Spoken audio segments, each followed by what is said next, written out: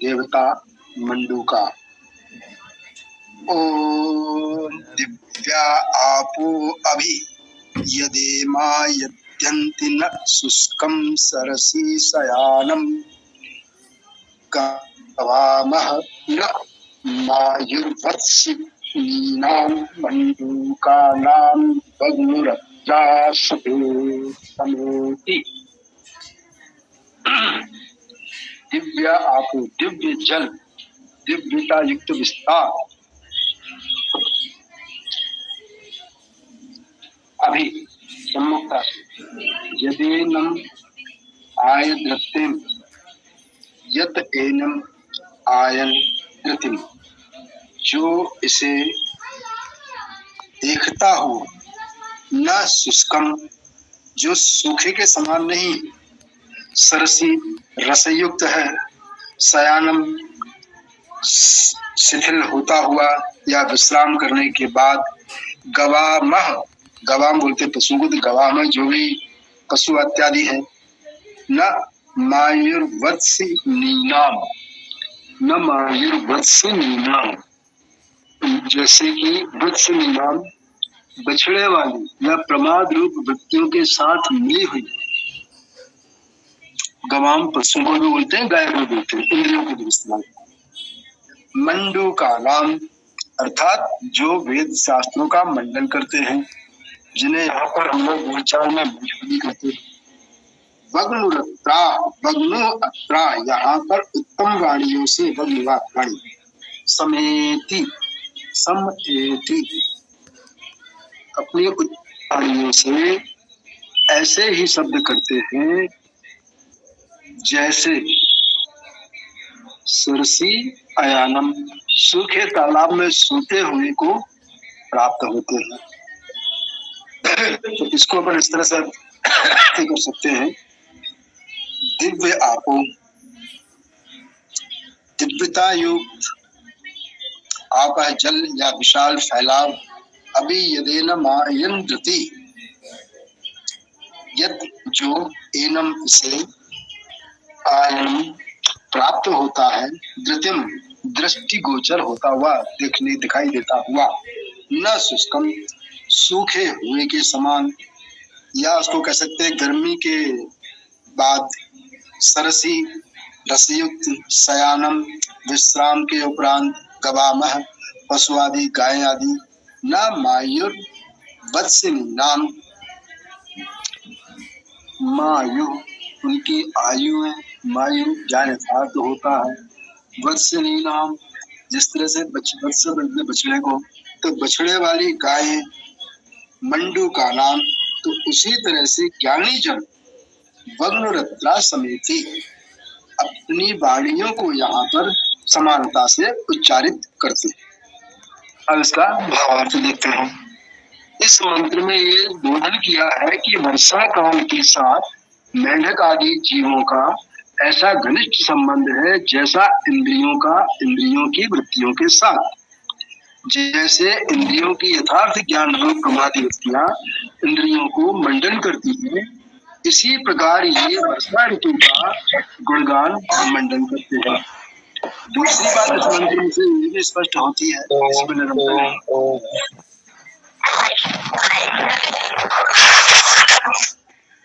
कि मंडूक आदि का जन्म मैथुनी दृष्टि के समान मैथुन से नहीं होता, किंतु प्रकृति रूप बीज से ही वे फिर उत्पन्न हो जाते हैं।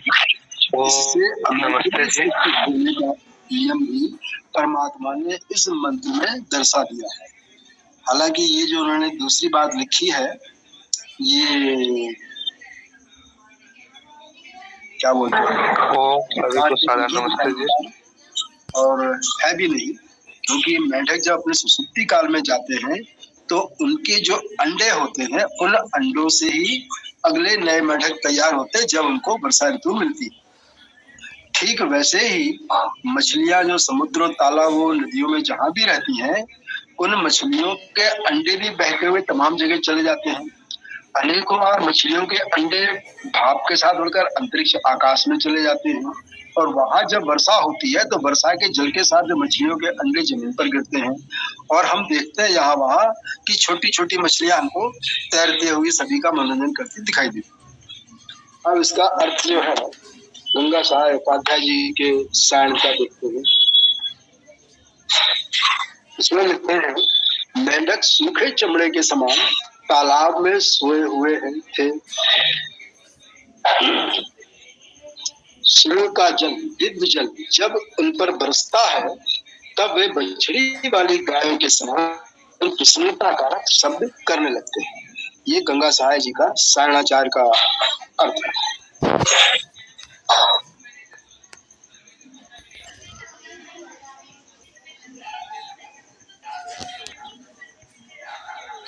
जी,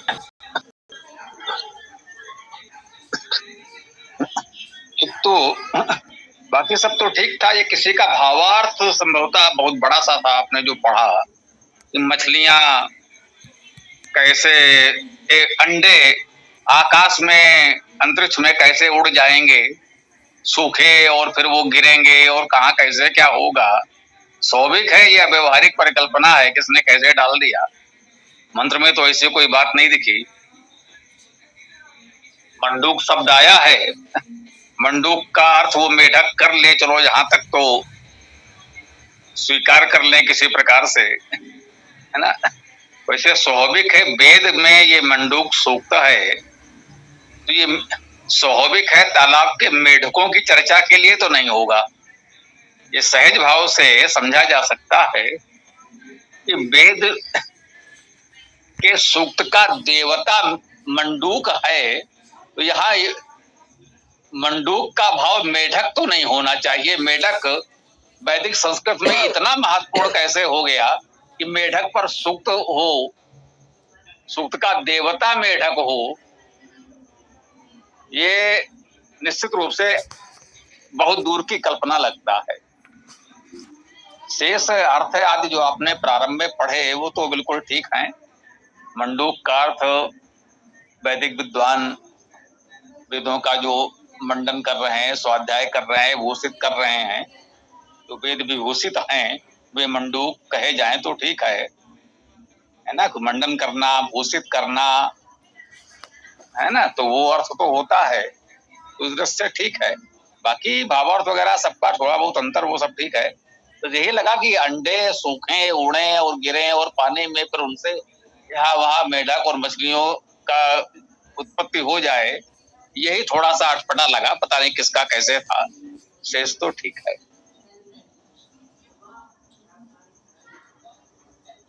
ये स्वामी जी आपने ठीक कहा, इसमें नहीं लिखी, इसमें खुद ही लिखा उन्होंने कि दूसरी बात, पहला तो एक बताया ना भवार्थ, फिर दूसरी बात उसको फिर उन्होंने कहा कि मंत्र से स्पष्ट होती है कि मंडूक आदियों का जन्म मैथुन सृष्टि के समान मैथुन से नहीं होता। ये खुद ही लिख रहे हैं अर्थ समाज वाली पुस्तक के अर्थ में, जो दयानंद का प्रेस से प्रकाशित है। किंतु प्रकृति रूप बीज से ही वे फिर उत्पन्न हो जाते हैं।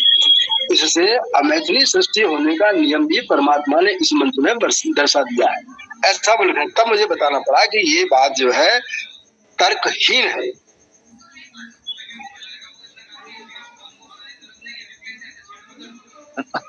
ये मेढकों का जन्म भी मैथुनी है, अमैथुनी सृष्टि तो नहीं है।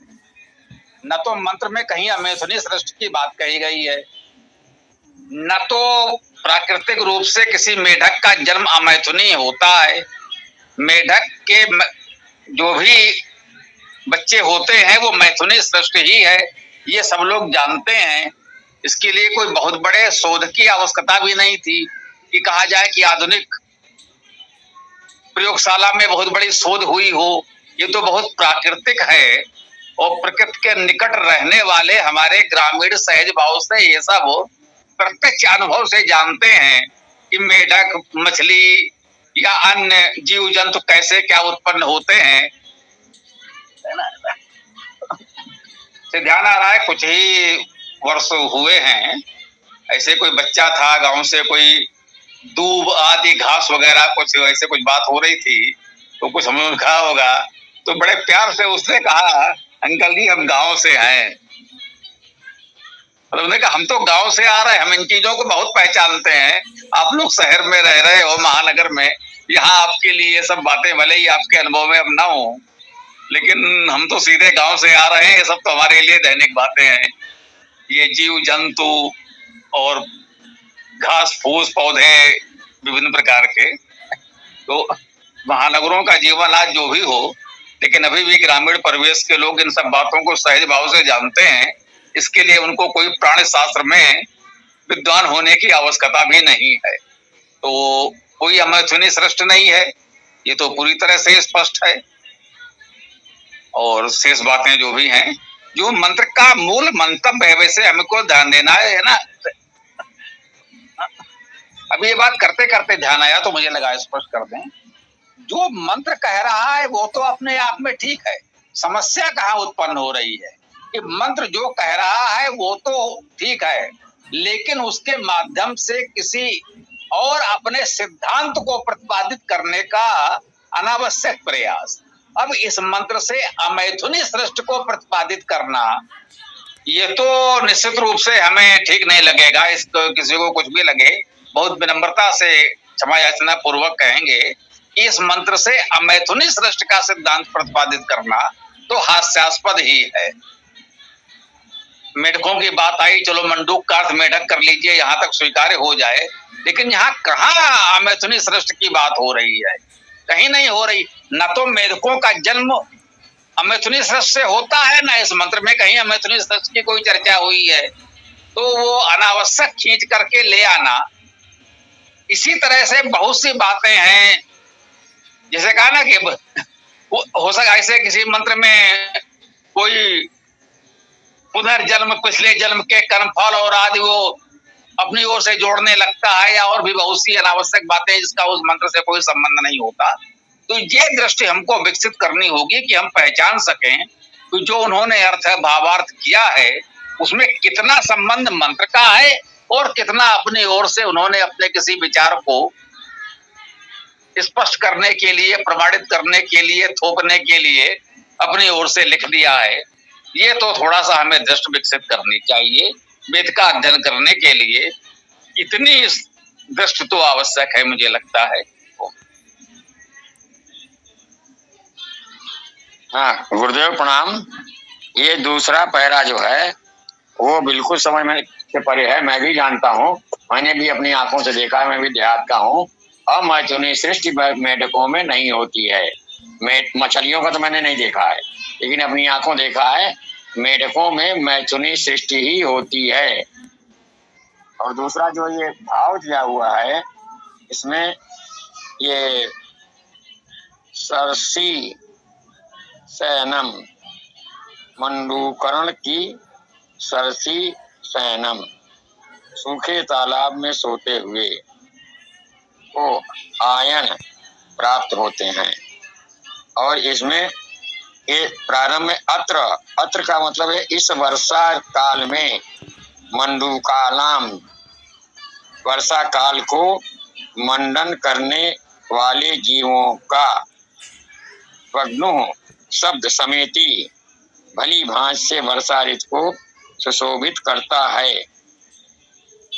न जैसे कि वत्सी नीनाम परमारूपम वृत्तियों के साथ मिली हुई गवाम इंद्रियों का मायु ज्ञान पदा यथार्थ होता है।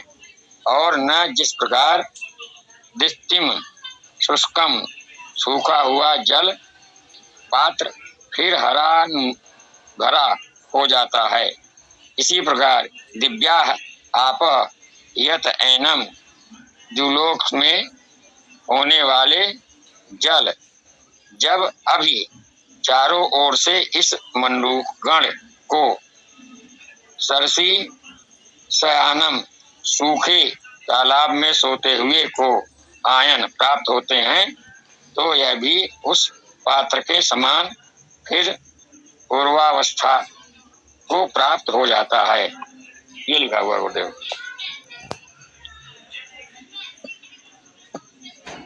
देखिए, अत्र का अर्थ तो हुआ यहाँ।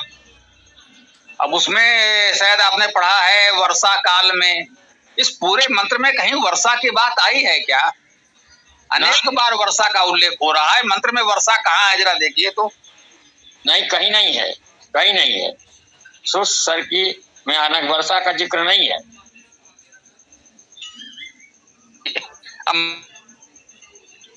और इतने बार वर्षा की जा रही है। शुष्क का अर्थ सूखा, सरस का अर्थ सरह में, सरोवर में कर लें यदि तो। वैसे सर जो है श्री सरत गच्छति से अर्थ लेंगे तो सरस का अर्थ होगा गतिशीलता में, लेकिन सरा सरोवर का अर्थ यदि ले भी लिया जाए, वो सराह का अर्थ वैसे तो प्रवाहित जल, नदी आदि को भी कह सकते थे, लेकिन सरोवर भी मान ले कोई समस्या नहीं है, चलो एक बार इतना चल जाए। लेकिन मंत्र में कहीं वर्षा है ही नहीं, और यहाँ पूरे मंत्र में वर्षा की जा रही है, एक नहीं अनेक बार की जा रही है। शुष्क सरस यदि एक साथ आया है तो सूखे सरोवर में ऐसा अर्थ कर सकते हैं। हाँ, ये ना जो आता है ये देखना होता है। यद्यप ना का अर्थ जो उन्होंने किया होगा वो ठीक किया होगा, ये मैं पहले स्पष्ट कर दूं, इस पर हमारा कोई समस्या नहीं है, लेकिन आपकी जानकारी के लिए बताएं, ना का अर्थ नहीं तो होता है, सब जानते हैं। वेद में ना का अर्थ उसके समान भी हो जाता है। कई बार ऐसा हो सकता है कि वो उसके समान के अर्थ में दे दें, जैसे उनका सूर्यम ना अर्थात सूर्य के समान, देवम ना देव के समान, तो ऐसा अर्थ भी होता है। तो वो अर्थ यदि उन्होंने लिखा है, नहीं लिखा है तो भी ठीक है, और से का अर्थ समान लिखा है तो भी ठीक है। जब कहीं वर्षा नहीं है, अमैथुनी सृष्टि नहीं है, वो लाने का प्रयास ठीक नहीं है। तो हम लोगों के साथ इस चर्चा का एक उपयोग तो इतना है कि ये सीख लें जो अर्थ ये लोग करते हैं उनमें अपनी ओर से क्या मिलाया है और क्या मंत्र में है। यदि दोनों को अलग करना सीख गए तो वेद पढ़ना सीख लेंगे। वेद पढ़ना सीखने में सबसे बड़ी समस्या ये है कि जितना भाष्य उपलब्ध है सब में मिलावट है, और सबने अपने अपने बुद्धि, विवेक, विचारधारा के अनुसार मिलावट की है। जो व्यक्ति अपनी बात जो कहना चाहता है वो उसने मिलावट कर दी है। तो मिलावट को पहचान कर अलग कर